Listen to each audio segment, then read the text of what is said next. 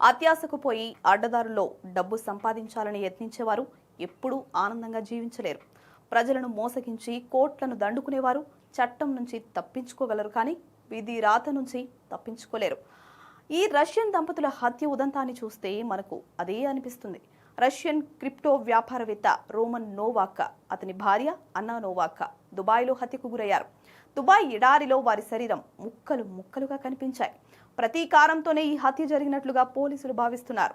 పెట్టుబడిదారులతో సమావేశానికి వెళ్తున్నట్లుగా అక్టోబర్ 2న ఈ దంపతులు దుబాయ్ వెళ్లారు. కారు డ్రైవర్ వీరిని ఒమన్ సరిహద్దుకు దగ్గరగా హట్టా ప్రాంతంలో ఒక సరస్సు దగ్గర దింపాడు. అక్కడి నుంచి రెండో వాహనంలో బయలుదేరి వెళ్లారు. అప్పటి నుంచి వీరి నుంచి ఎలాంటి సమాచారము లేదు.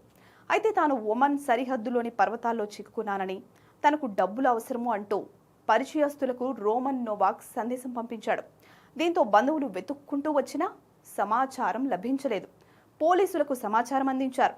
దీంతో ఫోన్ సిగ్నల్ ట్రాప్ చేయగా ఒకసారి హట్టాలోను, మరోసారి ఒమన్లో, మరొకసారి దక్షిణాఫ్రికాలోని కేప్ టౌన్లో ఉన్నట్లుగా పోలీసులు గుర్తించారు.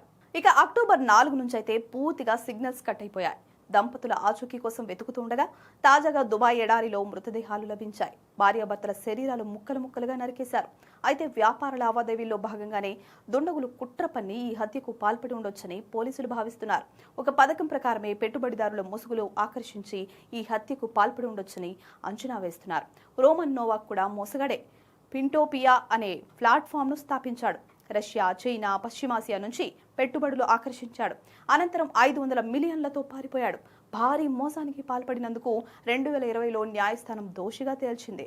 సెయింట్ పీటర్స్బర్గ్ జైల్లో 6 సంవత్సరాలు జైలు శిక్ష కూడా అనుభవించాడు. పెరోల్ మంజూరు కాగానే 2023లో యుఏఈకి పారిపోయాడు. చివరికి ఇలా ప్రాణాలు పోగొట్టుకున్నాడు.